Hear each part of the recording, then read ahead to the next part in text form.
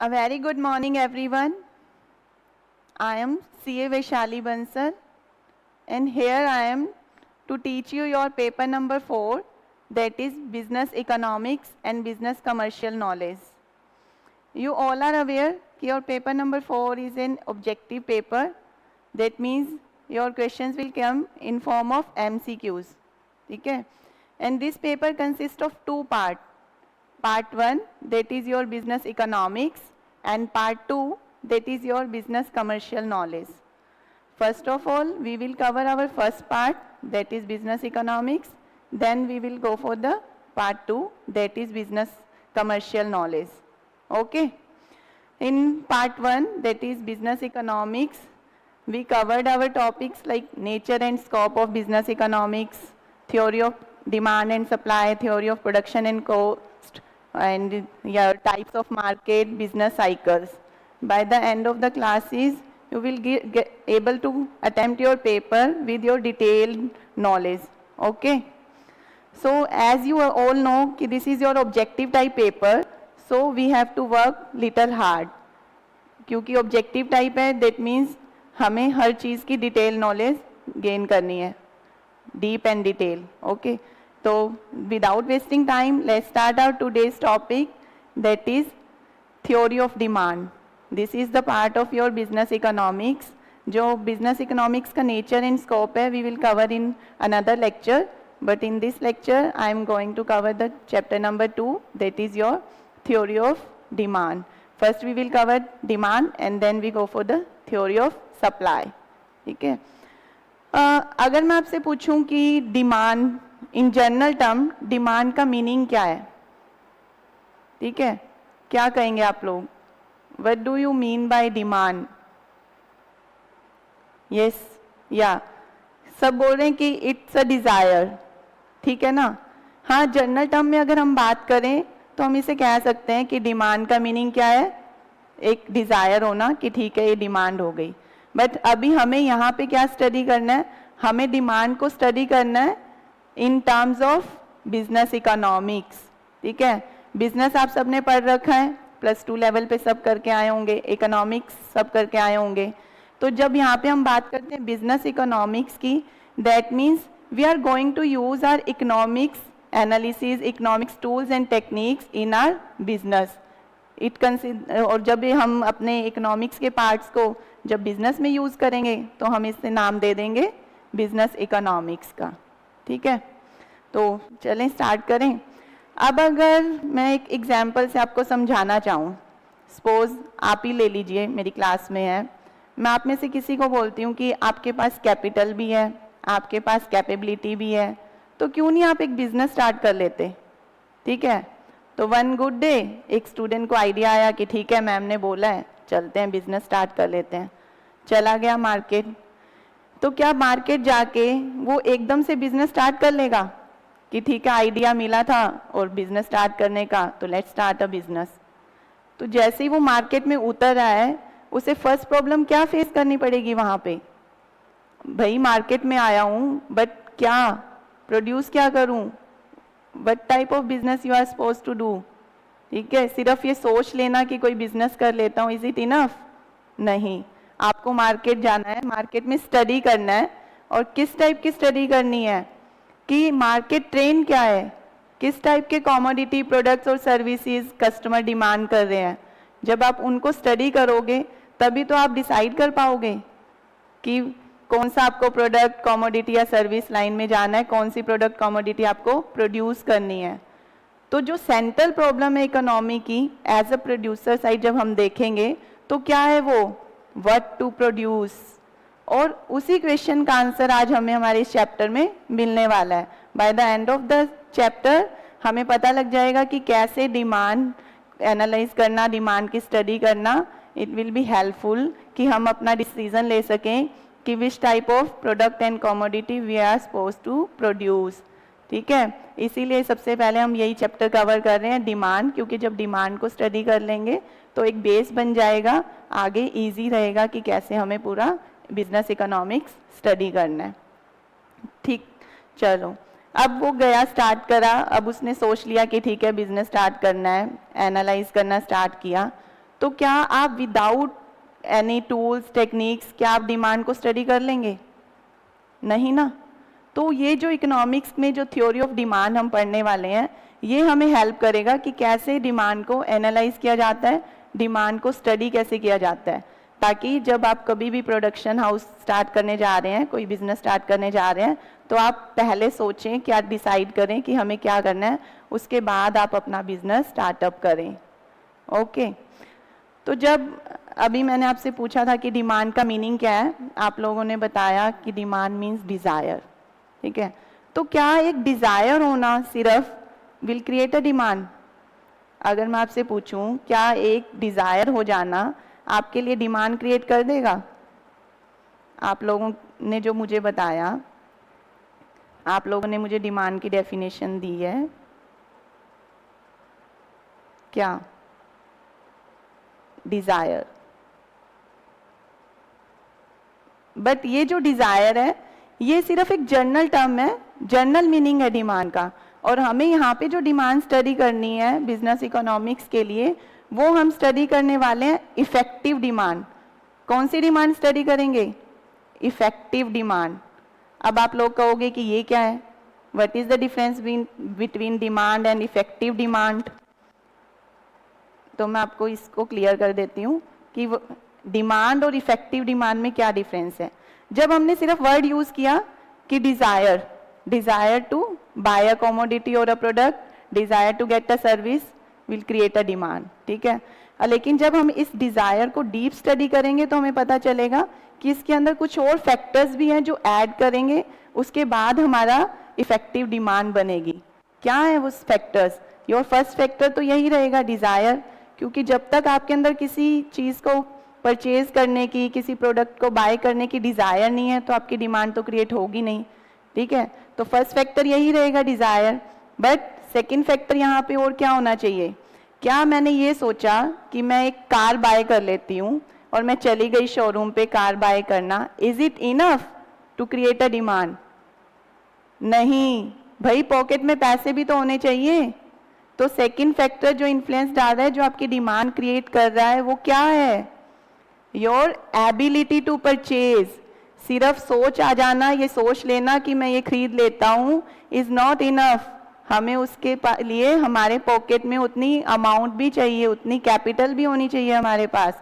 तो सेकंड चीज जो आपकी डिमांड को इन्फ्लुएंस करिए, क्रिएट करिए, वो आपका क्या है? That is your ability. किस चीज की एबिलिटी? एबिलिटी टू बाय, ठीक है। अब दोनों हो गया, मेरे मन में इच्छा आई कि मैं एक कार परचेज कर लेती हूँ, ठीक है। सेकंड, मेरे पॉकेट में इतने पैसे भी हैं, आई एम एबल इनफ कि मैं वो कार परचेज कर सकूं। गई शोरूम पे कि ठीक है कार परचेज करनी है, डेमो लिए, बट नहीं, टेस्ट ड्राइव भी लिया, नहीं, जब वो परचेज करने की टर्न आई तो बोल दिया नहीं लेनी। तो क्या डिमांड क्रिएट हो गई? फिर रुक गई डिमांड क्रिएट होने से। किस वजह से? डिजायर भी थी, एबिलिटी भी थी, फिर भी डिमांड क्यों रुक गई? क्योंकि यहाँ पे अब क्या नहीं है? विलिंगनेस। तो थर्ड इन्फ्लुएंस क्या होने वाला है हमारा? Willingness to purchase.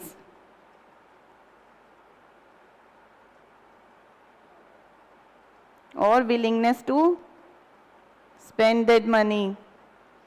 अब क्यों नहीं बनी विलिंगनेस?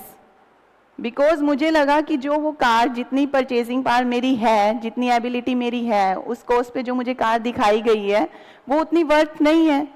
मुझे नहीं समझ आ रहा कि जितनी कॉस्ट मैं उस पर स्पेंड करना जा रही हूँ वो उतनी वर्थफुल है, तो मेरी विलिंगनेस क्रिएट नहीं हुई वहाँ पे। दैट मीन्स आप क्या देख पा रहे हैं? अगर आपको डिमांड क्रिएट करना है तो आपको तीनों फैक्टर कंसीडर करने होंगे। क्या हम इसको बोल सकते हैं कि एक स्टेप बाय स्टेप स्टेजेस हैं जो आपको कवर करनी होंगी, और जब इन तीनों स्टेजेस को हम कवर कर लेंगे तब हमारी डिमांड क्या हो जाएगी? क्रिएट। हमारी डिमांड तब क्या होगी? क्रिएट। ओके।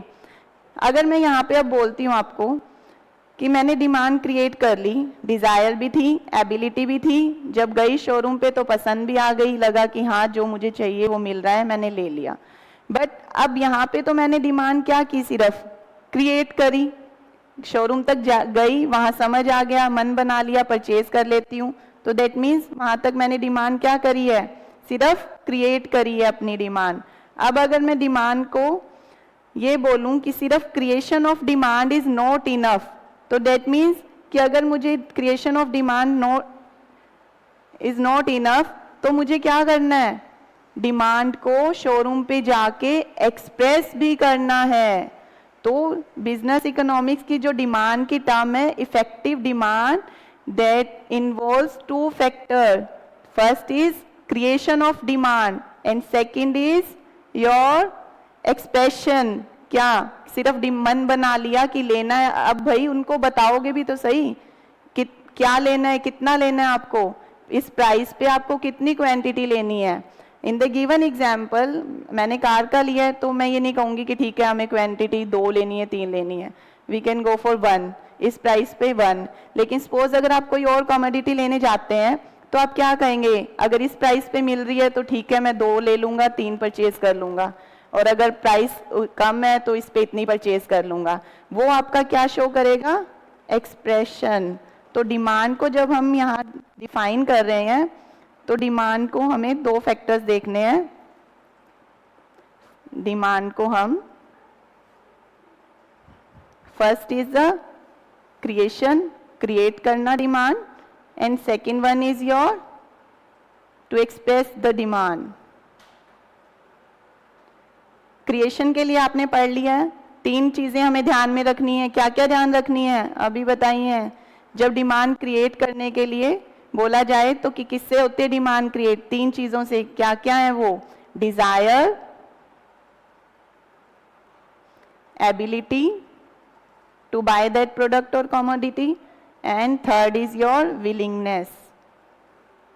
अगर इन फैक्टर्स में से एक भी फैक्टर मिसिंग है तो आपकी डिमांड क्रिएट नहीं होगी। रिमेंबर वन थिंग, इन तीनों का होना जरूरी है। यहाँ पे और नहीं है, एंड है, this plus this plus this, तीनों जब हम कर लेंगे तभी हम डिमांड क्रिएट कर पाएंगे। अगर एक भी फैक्टर मिसिंग तो नहीं। जैसे कि मैंने अभी एग्जांपल दिया था आपको कि मन भी है कि कार परचेज कर लेते हैं, पॉकेट में इनफ मनी भी है कि एबिलिटी भी है, मेरी परचेजिंग पावर भी है कि मैं परचेज कर सकूं, बट फिर भी मैं कार नहीं लाई क्योंकि मुझे वो उतनी वर्थ नहीं लगी। तो वहां पे कौन सा फैक्टर मिसिंग था, विलिंगनेस का। तो क्या डिमांड क्रिएट हुई मेरी, नहीं हुई।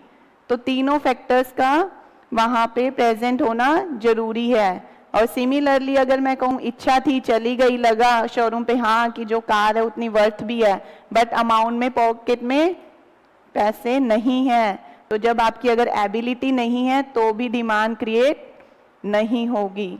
तो तीनों factors will be must to create a demand. अब सेकंड स्टेज की तरफ चलते हैं। हमने डिमांड क्रिएट कर ली, शोरूम पे पसंद कर ली, अब हमें हमारी डिमांड को क्या करना है, एक्सप्रेस करना है। एक्सप्रेस कैसे करते हैं, इन टर्म्स ऑफ प्राइस। क्या क्या फैक्टर हैं जो एक्सप्रेशन दिखाएंगे, फर्स्ट इज प्राइस, क्योंकि जो प्राइस मुझे कोट किया गया है उस पे मैं कितनी क्वांटिटी लेने को रेडी हूं।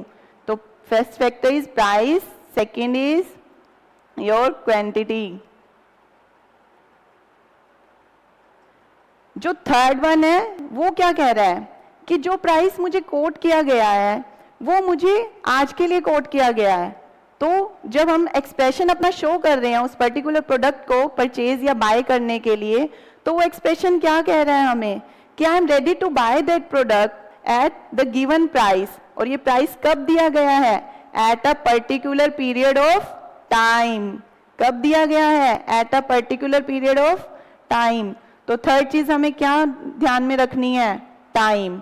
तो इन 3 चीजों को मिला के हम अपना एक्सप्रेशन शो कर पाएंगे। क्या क्या है वो, first one is your price of the product, second is quantity कि इस गिवन प्राइस पे मैं कितनी क्वांटिटी लेने को परचेज हूँ, and third one is your time, क्योंकि ये जो प्राइस है, ये जो क्वांटिटी है, वो आप at a particular period of time पे you are ready to take that product और कमोडिटी। क्योंकि उसके बाद जब वो टाइम अगर हम चेंज करते हैं तो उसके अकॉर्डिंग प्राइस भी चेंज होंगे, और प्राइस चेंज होने से क्वांटिटी में भी चेंज आ जाएगा।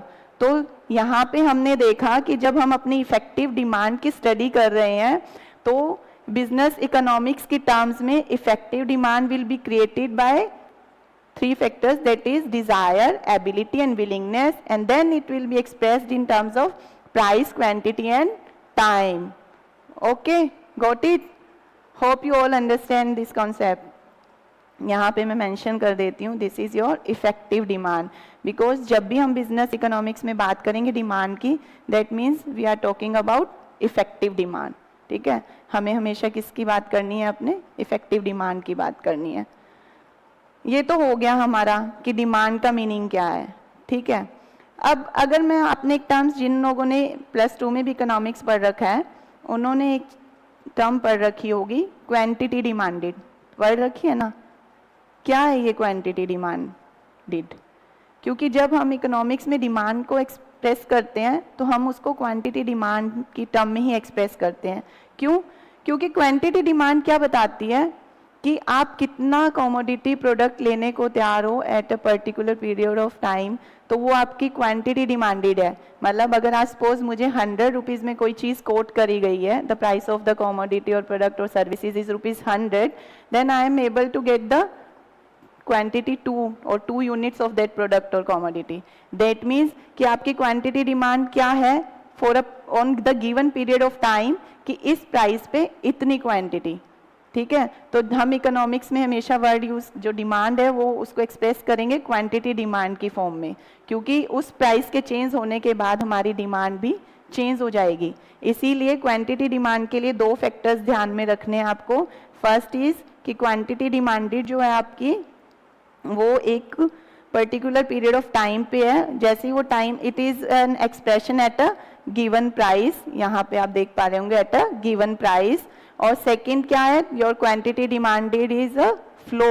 आपको एमसीक्यू मिल सकता है कि whether quantity demanded is a flow और अ स्टॉक. अब ये स्टॉक और फ्लो क्या है वो हम हमारे किसी नेक्स्ट लेक्चर में कवर करेंगे, बट अभी के लिए सिर्फ इतना इनफ है कि क्वांटिटी डिमांडेड हमारा एक क्या है? फ्लो है. एक शॉर्ट सा मीनिंग बता देती हूँ या डिफरेंस बता देती हूँ कि स्टॉक और फ्लो में क्या होता है. जो स्टॉक होता है वो उसको हम करते हैं कि सिर्फ उसी पीरियड के लिए, उस पर्टिकुलर टाइम के लिए. और जो फ्लो होता है दैट मीन्स वो चेंज होता रहता है. अगर अकाउंट स्टूडेंट्स हैं सब, यहाँ पे कॉमर्स से बिलोंग करते हैं, तो आपने अकाउंट्स में बैलेंस शीट देखी है, अपनी प्रॉफिट एंड लॉस देखा है ना. तो बैलेंस शीट के ऊपर क्या लिखा रहता है? बैलेंस शीट इज एट, जो भी आप जब बैलेंस शीट बनाते हो तो उसके ऊपर आपको क्या दिखा मिलता है कि बैलेंस शीट एज ऑन 31 मार्च 2020. ठीक है, ऐसे लिखा मिलता है ना. तो वो क्या मीनिंग हुआ? एज ऑन, कि सिर्फ इस डेट का है. जैसे ही 31 निकल जाएगी वो चेंज हो जाएंगी आइटम सब, उसके जितने भी उसमें स्टेटमेंट्स में गिवन आइटम्स है वो सब चेंज होने वाली है उनकी फिगर. तो वो सिर्फ वैलिड कब के लिए? एज ऑन 31, सिर्फ उस पर्टिकुलर डेट के लिए. तो वहाँ उसके लिए हम यूज करते हैं स्टॉक वर्ड.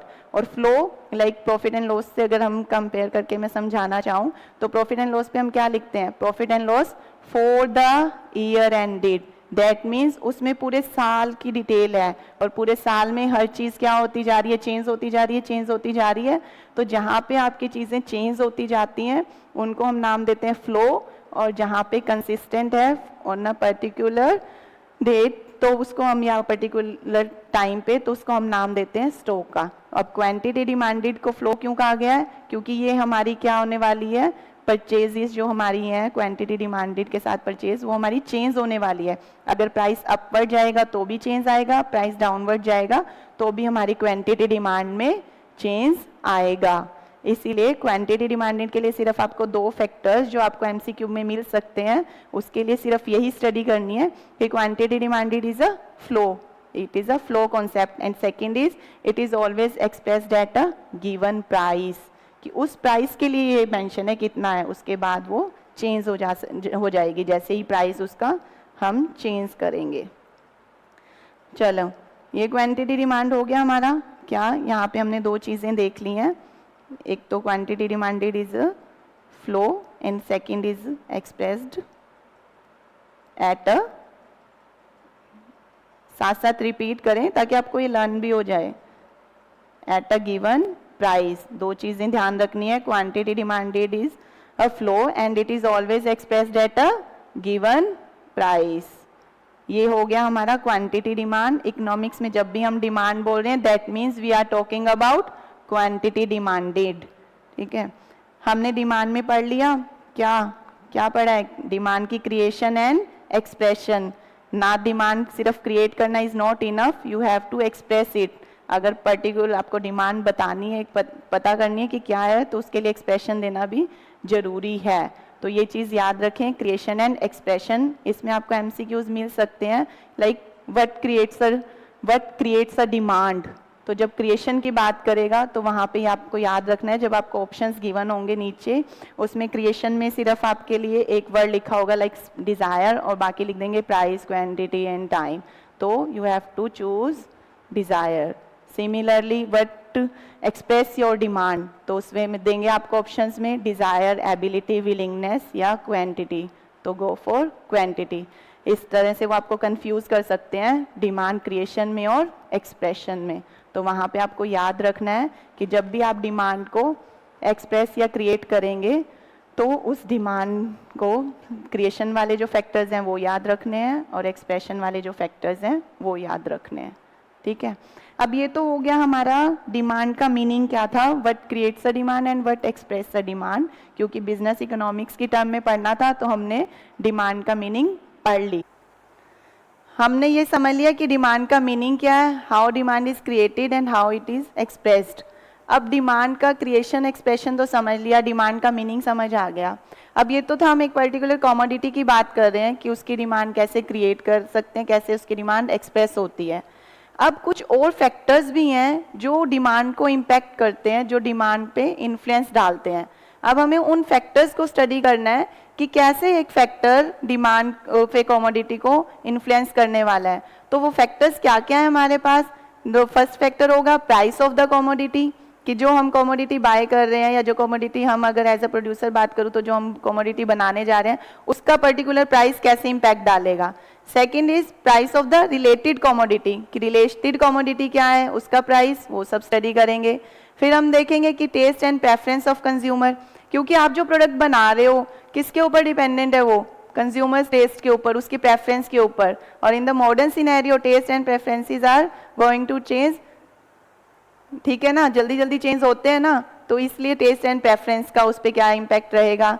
फिर कंज्यूमर के अदर बिहेवियर, कंज्यूमर एक्सपेक्टेशन क्या है आपके पर्टिकुलर प्रोडक्ट को लेके, उसका क्या इम्पैक्ट रहेगा। इनकम ऑफ द कंज्यूमर, अगर उसकी इनकम इंक्रीज हो रही है तो क्या, इनकम डिक्रीज हो रही है तो क्या, कैसे वो आपके पर्टिकुलर प्रोडक्ट को इन्फ्लुएंस करेगी, और कुछ अदर फैक्टर्स। तो इन सब फैक्टर्स को स्टडी करना भी जरूरी है ताकि हम समझ सकें कि जब हम अपने प्रोडक्ट को स्टडी कर रहे हैं कि हमारे प्रोडक्ट की डिमांड किस तरफ जाने वाली है या कैसे उसको इन्फ्लुएंस करने वाली है, तो हमें इन सब फैक्टर्स की नॉलेज होना जरूरी है। क्योंकि हम देखते हैं कि अगर मैं बात करूं कि बहुत सारे प्रोडक्शन हाउस ऐसे हैं जहां पे प्रोडक्शन बहुत अच्छा है, जिनका अगर मार्केट में ये सोचें कि जिनका स्कोप भी बहुत अच्छा है, still they get failed. Reason क्या है फेलियर का, बिकॉज वो अपने इन फैक्टर्स को अच्छे से स्टडी नहीं करते कि हमें कैसे कौन से फैक्टर्स हैं जो हमारे प्रोडक्ट पे इन्फ्लुएंस डाल रहे हैं। अगर उन फैक्टर्स को हम अच्छे से स्टडी कर लें तो हम मार्केट में अपने प्रोडक्ट का फेलियर नहीं देखेंगे।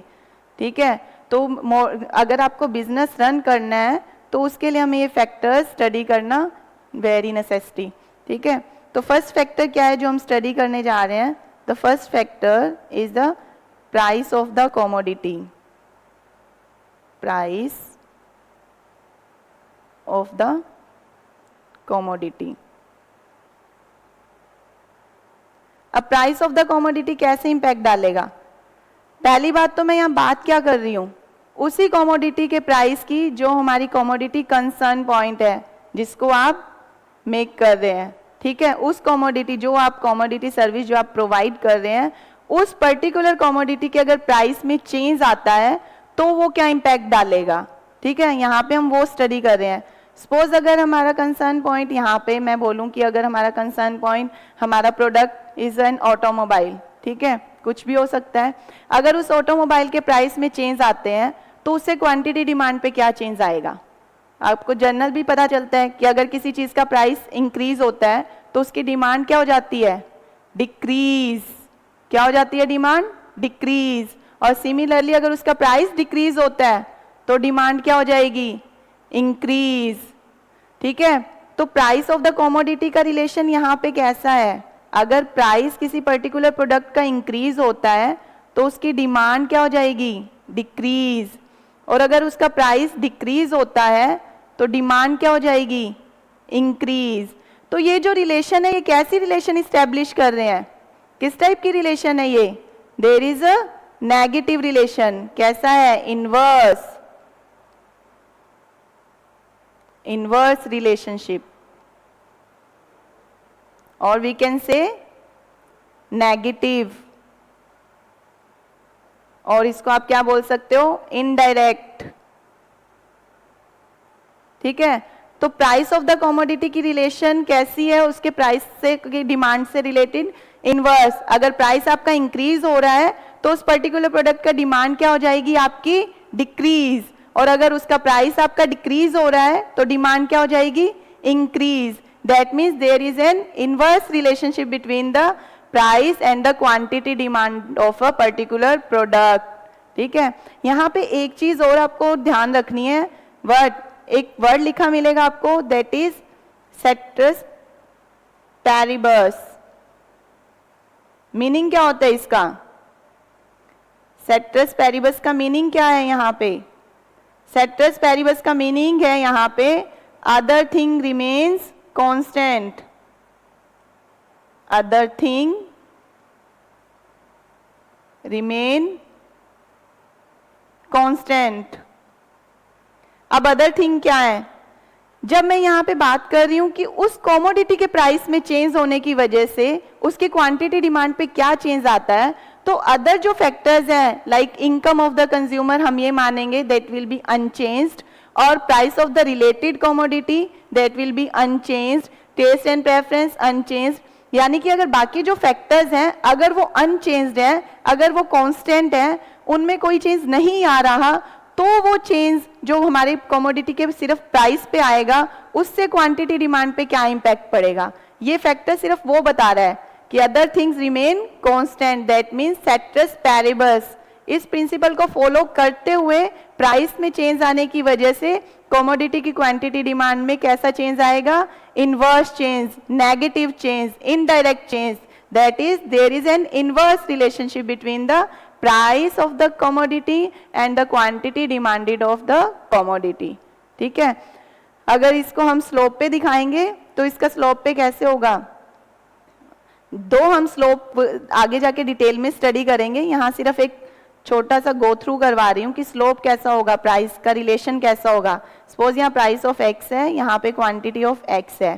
ठीक है, तीन प्राइसेस स्टडी करते हैं। एट प्रेजेंट यहाँ पे 100 रुपये पे चल रहे हैं हम, 100 पे हमारी क्वांटिटी डिमांडेड है, सपोज यहाँ पे 200।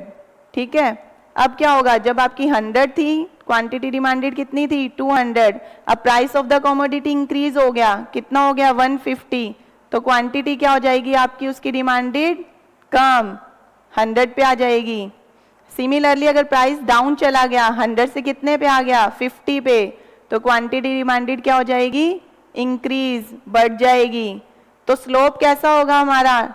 जो हमारा प्राइस का क्वांटिटी डिमांड से रिलेशन है, इसका स्लोप कैसा होगा? Downward sloping. ठीक है, कैसा स्लोप रहेगा इसका? हमारा स्लोप रहेगा डाउनवर्ड। डाउनवर्ड मतलब फ्रॉम कहाँ से? Left to right. डाउनवर्ड भी कैसा? From left to right. ठीक है, ये slope downward. Downward means downward कैसे? फ्रॉम लेफ्ट टू राइट, क्योंकि प्राइस में चेंज आने की वजह से डिमांड, क्वांटिटी डिमांड में नेगेटिव चेंज आ रहा है। There is a inverse relationship. अब ये तो था कि उस पर्टिकुलर कमोडिटी के प्राइस में चेंज आने की वजह से क्या चेंज आ रहा है। ठीक है, अगर मैं आपको कहूँ कि जो कमोडिटी हमारा कंसर्न पॉइंट है उसके प्राइस में कोई चेंज नहीं आ रहा, स्टिल उसकी क्वांटिटी डिमांड में चेंज आ गया, इज इट पॉसिबल? क्या कहेंगे आप सब लोग? Is it possible? Of course yes, हो सकता है ना कि जो प्रोडक्ट हमारा कंसर्न पॉइंट है उसके प्राइस में कोई चेंज नहीं आ रहा, बट उसकी क्वांटिटी डिमांड में फिर भी चेंज आ रहा है। किस वजह से, किस वजह से आ सकता है उसमें change? Price of related commodity की वजह से, जो हमारा सेकंड फैक्टर हम स्टडी करने जा रहे हैं। क्या है? Price of related commodity.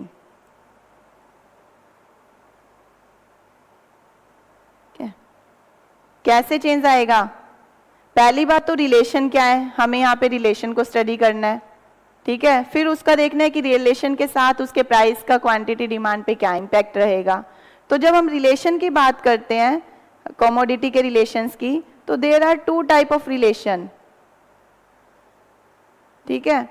किस टाइप के रिलेशन है? दो। First one is substitute goods और इसका अनदर नेम है competing goods.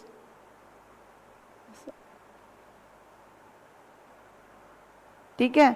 Second is your relation किस टाइप की है? कॉम्प्लीमेंट्री। अब हमें ये देखना है कि रिलेशन है कैसी और कैसे इनको ये इन्फ्लुएंस करेंगे quantity demand of your product, ठीक है। तो सबसे पहले तो कि ये सब्स्टिट्यूट गुड्स और कंपीटिंग गुड्स की जो हम बात कर रहे हैं, ये रिलेशन कैसी है, क्या होता है, मीनिंग क्या होता है सब्स्टिट्यूट गुड्स का? आप में से कोई बताना चाहेगा सब्स्टिट्यूट गुड का मीनिंग क्या है हमारे पास? यस, सब्स्टिट्यूट गुड्स है क्या एक्चुअल में?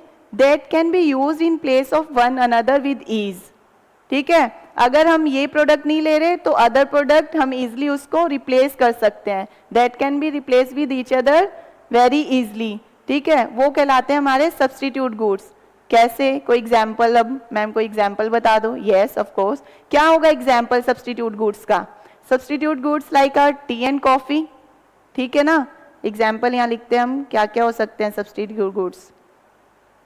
टी एंड कॉफी, जिनके यूसेज क्या है? सेम, जिनको एक दूसरे की जगह इजिली रिप्लेस कर सकते हैं, that will be known as our substitute goods और कंपीटिंग गुड्स। लाइक अगर हम किसी ऑटोमोबाइल की बात करें तो एक पर्टिकुलर ब्रांड का और फिर दूसरे ब्रांड का, ठीक है। सेकेंड एग्जाम्पल हम ले सकते हैं ball pen and ink pen, ठीक है। तो ये हमारे होते हैं सब्स्टिट्यूट गुड्स जो एक दूसरे को इजिली रिप्लेस कर सकते हैं, जिनके यूसेज क्या है? सेम है। तो कैसे उनका प्राइस में चेंज हमारे प्रोडक्ट की क्वांटिटी डिमांड पे इम्पैक्ट डालेगा, ठीक है, वो स्टडी करते हैं हम। कैसे? यहाँ पे भी सेम प्रिंसिपल याद रखना आपको, क्या? That is citrus paribus.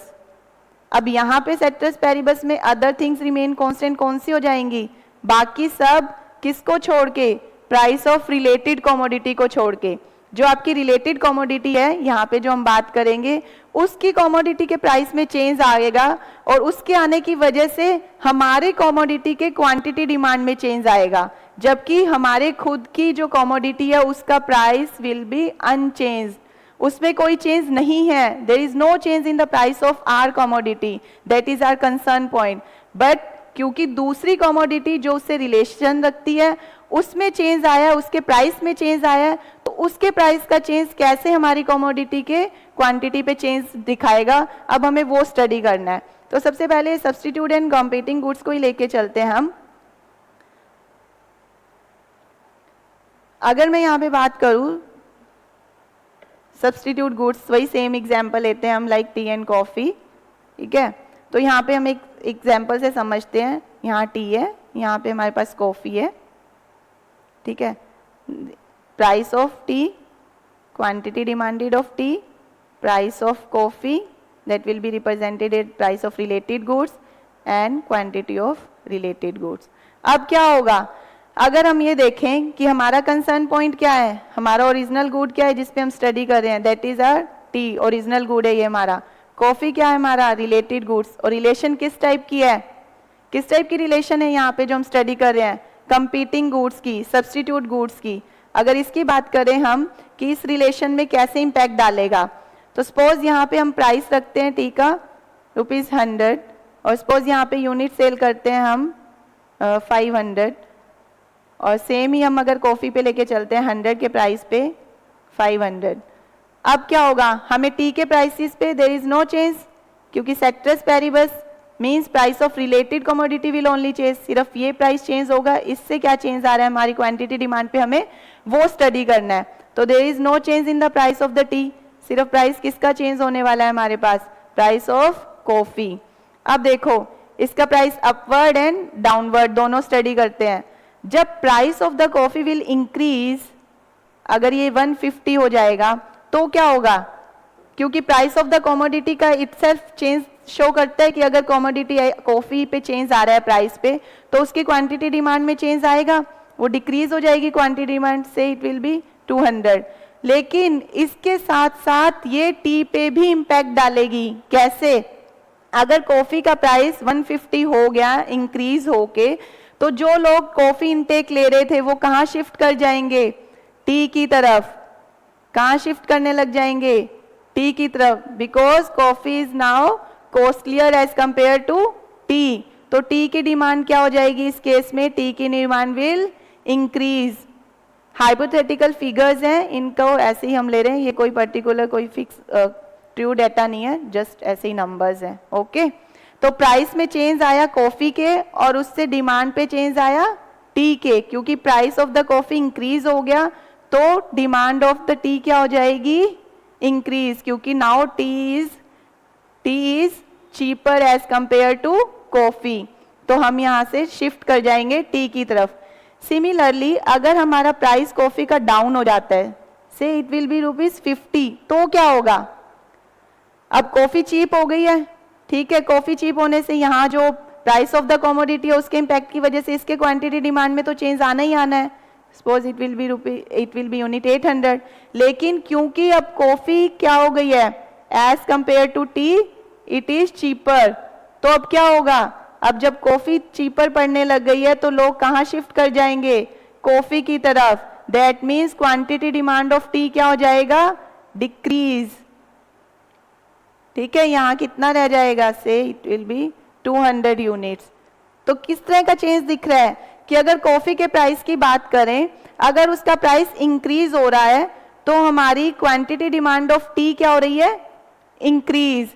अगर price of the coffee decrease हो रहा है तो हमारी क्वांटिटी डिमांड ऑफ टी क्या हो रही है, डिक्रीज। तो कि हम ये बोल सकते हैं कि सब्स्टिट्यूटेड जो गुड्स हैं इसमें रिलेशन किस टाइप का है, सब्स्टिट्यूट गुड्स जो आप स्टडी कर रहे हो इसमें रिलेशन आपको किस टाइप की दिखाई दी है, there is a direct relationship, direct, और वी कैन से पॉजिटिव। कैसी रिलेशन है, डायरेक्ट एंड पॉजिटिव। किस टाइप की रिलेशन है, डायरेक्ट एंड पॉजिटिव, क्योंकि एक का अगर प्राइस चेंज हो रहा है तो उसका क्वांटिटी डिमांड भी उसी डायरेक्शन में चेंज हो रहा है, तो there is a positive change और direct relationship between the substitute goods. अगर नेचर कैसा है रिलेशन का, सब्स्टिट्यूट और कंपीटिंग गुड्स है, तो उस टाइप की रिलेशन में चेंज कैसा आएगा, पॉजिटिव चेंज और डायरेक्ट चेंज, डायरेक्ट रिलेशनशिप। ठीक है, ये तो थे हमारे सब्स्टिट्यूट गुड्स कि जहां पे हम एक गुड्स को इजीली रिप्लेस कर सकते हैं दूसरे की जगह।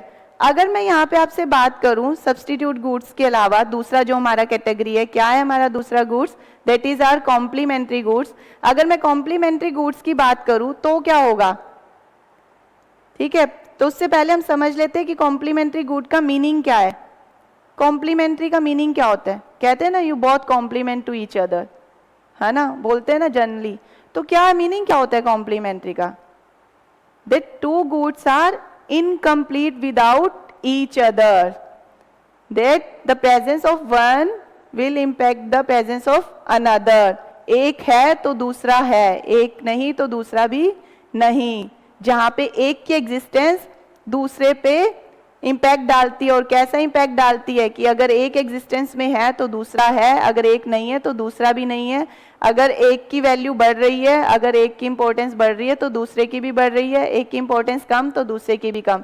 That means two goods are complementary to each other. बोल सकते हैं हम the goods that are consumed together. तो वो गुड्स क्या होंगे हमारे? Complementary goods. उनका रिलेशन किस टाइप का है? कॉम्प्लीमेंट्री गुड्स का। तो जब गुड्स का नेचर क्या है? कॉम्प्लीमेंट्री है, that means existence of one depend on the existence of another. तो वहां पे हमारी रिलेशन है कॉम्प्लीमेंट्री गुड्स की। इसके हम एग्जाम्पल क्या ले सकते हैं? लाइक अगर ऑटोमोबाइल्स की बात करूं तो यू कैन टेक कार, और अगर पेट्रोल ड्राइवन कार है तो पेट्रोल। कार एंड पेट्रोल की जो रिलेशन है, अगर टी के साथ रिलेशन देखें तो टी एंड शुगर की जो रिलेशन है, ब्रेड एंड बटर की जो रिलेशन है। तो ये हमारे कुछ एक एग्जाम्पल है कॉम्प्लीमेंट्री गुड्स के, कि कैसे कॉम्प्लीमेंट्री गुड्स और रिलेशन किस टाइप की होती है, एक के ऊपर दूसरा डिपेंडेंट है। अब इसमें अगर हम बोले कि अगर your relation is of complementary type, तो उसमें एक के प्राइस में चेंज आने की वजह से दूसरे की क्वांटिटी डिमांड में कैसा चेंज आएगा? बताओ कैसा चेंज आएगा? इसको भी हम एक प्रैक्टिकल एग्जांपल से लेके चलते हैं। Suppose we take an example of, यहाँ पे हम स्टडी कर रहे हैं कॉम्प्लीमेंट्री गुड्स।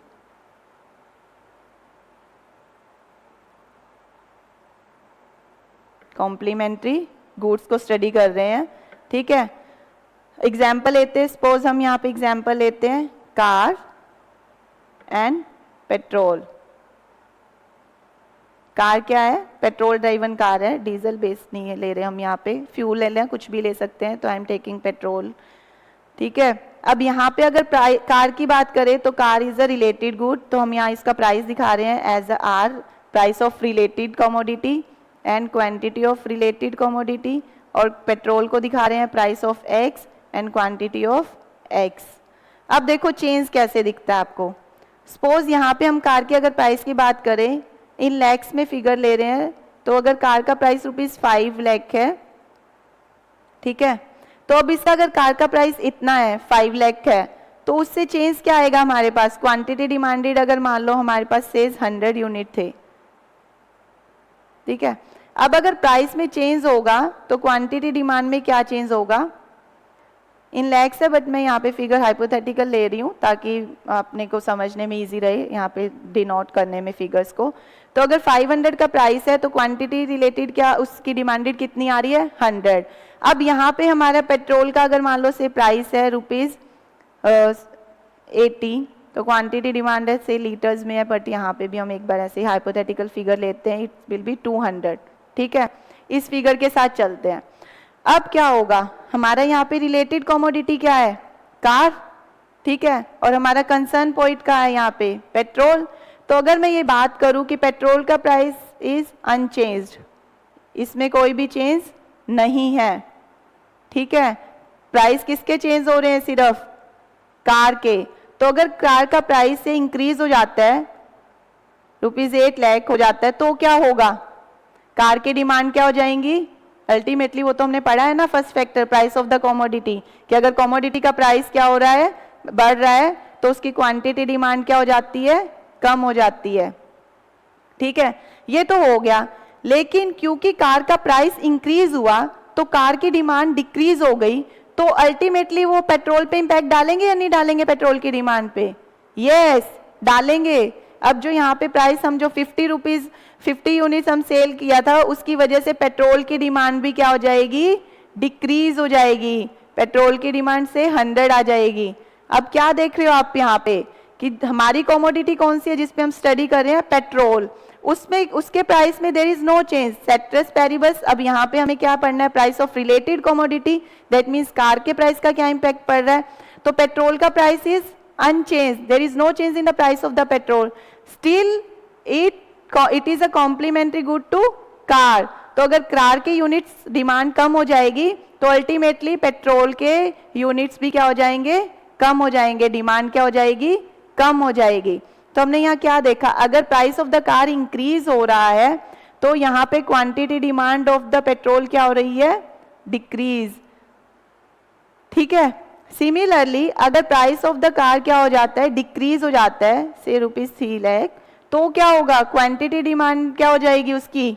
बढ़ जाएगी, से इट विल बी 150। अब क्या होगा, price still of petrol price is unchanged.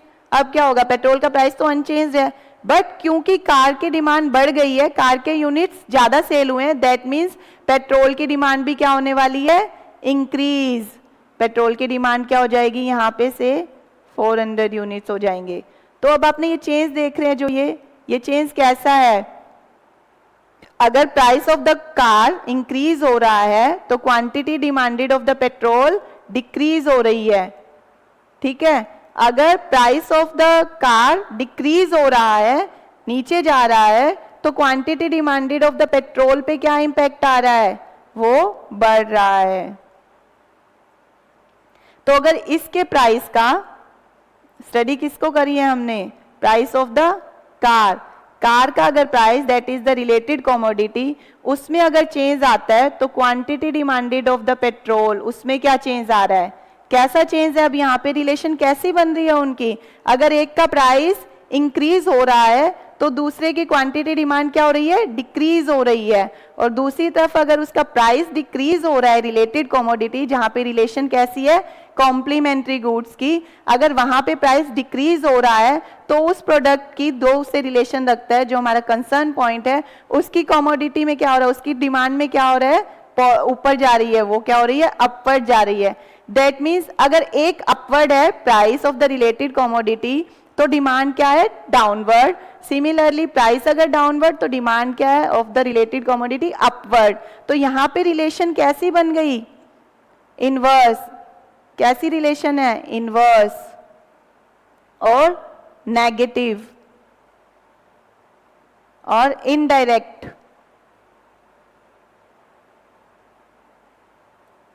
कैसी रिलेशन है, इनवर्स, नेगेटिव और इनडायरेक्ट। मतलब अगर हम समराइज करें इन दोनों चीज को, क्या, सब्स्टिट्यूट गुड्स को और कॉम्प्लीमेंट्री गुड्स को, तो क्या समराइज करके क्या देखा हमने, अगर सब्स्टिट्यूट टाइप की रिलेशन है तो अगर प्राइस ऑफ रिलेटेड कमोडिटी में चेंज आएगा तो क्वांटिटी डिमांड ऑफ एक्स में क्या चेंज आएगा, अगर प्राइस ऑफ रिलेटेड कमोडिटी में चेंज आएगा तो क्वांटिटी डिमांड ऑफ एक्स में क्या चेंज आएगा। कैसा चेंज है, अगर सब्स्टिट्यूट गुड्स है एक दूसरे की जगह यूज हो सकते हैं तो उसमें क्या होगा, अगर एक का प्राइस बढ़ रहा है तो दूसरे की डिमांड क्या हो जाएगी, इंक्रीज। अगर उसका प्राइस क्या हो रहा है, डिक्रीज, तो उसकी डिमांड, दूसरे प्रोडक्ट की डिमांड क्या हो जाएगी, डिक्रीज, क्योंकि यहाँ वाले लोग कहाँ शिफ्ट कर जाएंगे, उसकी तरफ। तो there is a direct relationship. Substitute goods के केस में डायरेक्ट रिलेशन, ठीक है, और नेगेटिव रिलेशन। और कॉम्प्लीमेंट्री गुड्स के केस में अगर प्राइस ऑफ द कमोडिटी हमारा, जैसे कि अभी हमने ऊपर एग्जाम्पल में देखा था कार और फ्यूल वाले में, तो अगर प्राइस ऑफ द कमोडिटी आपका इंक्रीज हो रहा है तो रिलेटेड गुड्स के प्राइस में चेंज आने की वजह से आपके प्रोडक्ट की क्वांटिटी क्या हो रही है, डिक्रीज। अगर उसका प्राइस क्या हो रहा है, डाउन हो रहा है, दैट मीन्स उसकी डिमांड तो बढ़ ही रहे हैं, आपके प्रोडक्ट के क्वांटिटी डिमांड भी क्या हो जाएंगी, इंक्रीज।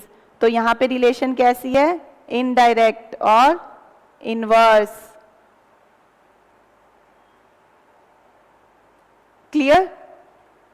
क्या, अगर हम उस पर्टिकुलर प्रोडक्ट के ही प्राइस की बात करें तो वहां पे रिलेशन कैसा देखा था हमने, कैसा रिलेशन था, इनवर्स।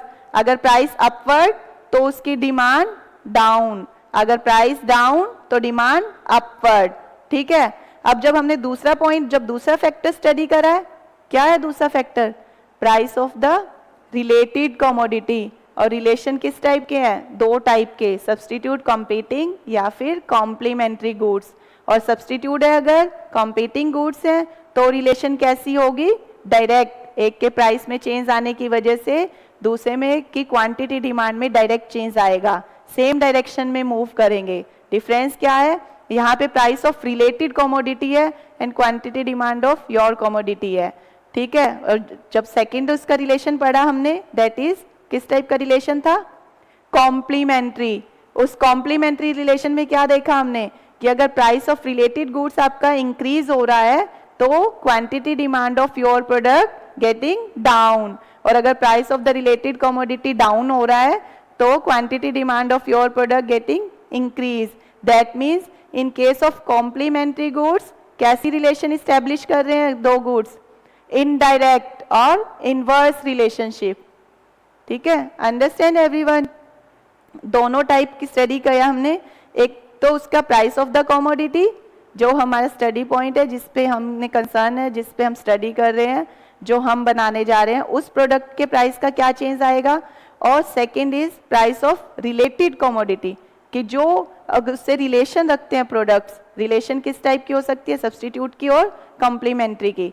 तो अगर वो रिलेशन रखते हैं तो उनके प्राइसेस में चेंज आने की वजह से आपके प्रोडक्ट की क्वांटिटी डिमांड में क्या चेंज आएगा। दो हमारे प्रोडक्ट का प्राइस अनचेंज था तो भी रिलेटेड गुड्स के प्राइस ने हमारे गुड्स के प्राइसेस पे डिमांड पे इम्पैक्ट डाला है। तो हमने दो फैक्टर्स यहाँ पे स्टडी कर लिए। First is price of the commodity, second is price of related commodity. अब ये दोनों फैक्टर्स को स्टडी करने के बाद हम थर्ड फैक्टर स्टडी करेंगे। अभी के लिए आप इतना ही समझिए ताकि आप कंफ्यूज ना हो। जब इन दोनों फैक्टर्स को आप साथ में स्टडी कर लेंगे, डिटेल स्टडी कर लेंगे, then we will go for our third factor that is income. ठीक है, आज के लिए इतना ही समराइज करते हैं और फिर नेक्स्ट लेक्चर्स देंगे हम इनकम पे। Okay, thank you.